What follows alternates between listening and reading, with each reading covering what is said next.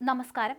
ആലപ്പുഴ കാർത്തിക പള്ളിയിൽ ശക്തമായ മഴയിൽ യു.പി. സ്കൂൾ കെട്ടിടത്തിന്റെ മേൽക്കൂര തകർന്നു വീണു. അവധി ദിവസമായതിനാൽ വൻ അപകടമൊഴിവായി. ഇന്ന് രാവിലെയായിരുന്നു സംഭവം. കെട്ടിടത്തിന്റെ ഓടിട്ട മേൽക്കൂര തകർന്നു വീഴുകയായിരുന്നു. കെട്ടിടത്തിന് 1 വർഷമായി ഫിറ്റ്നസ് ഇല്ലെന്നാണ് ലഭിക്കുന്ന വിവരം. ഉപയോഗിക്കാത്ത കെട്ടിടത്തിന്റെ മേൽക്കൂരയാണ് തകർന്നു വീണതെന്ന് പ്രധാനാധ്യാപകൻ പറഞ്ഞു. എന്നാൽ 3 ദിവസം മുമ്പ് വരെ ഇവിടെ വെച്ച് ക്ലാസ് എടുത്തിരുന്നുവെന്നാണ് വിദ്യാർത്ഥികൾ പറയുന്നത്. കെട്ടിടത്തിന്റെ മേൽക്കൂരയല്ല, വരാന്തയുടെ ചെറിയ ഭാഗമാണ് തകർന്നു വീണതെന്ന് സ്കൂളിലെ പ്രധാനാധ്യാപകൻ പറഞ്ഞു. കൂടാതെ തകർന്നു വീണത് ഫിറ്റ്നസ് ഇല്ലാത്ത കെട്ടിടത്തിന്റെ ഭാഗമാണ്. ഈ കെട്ടിടത്തിൽ ക്ലാസുകൾ നടക്കുകയോ ഓഫീസ് പ്രവർത്തിക്കുകയോ ചെയ്യുന്നില്ല. കൂടാതെ കെട്ടിടം ഈ അവസ്ഥയിലായിട്ട് ചുരുക്കം നാളുകൾ മാത്രമാണ് ആയിട്ടുള്ളതെന്ന് അധ്യാപകൻ പറഞ്ഞു.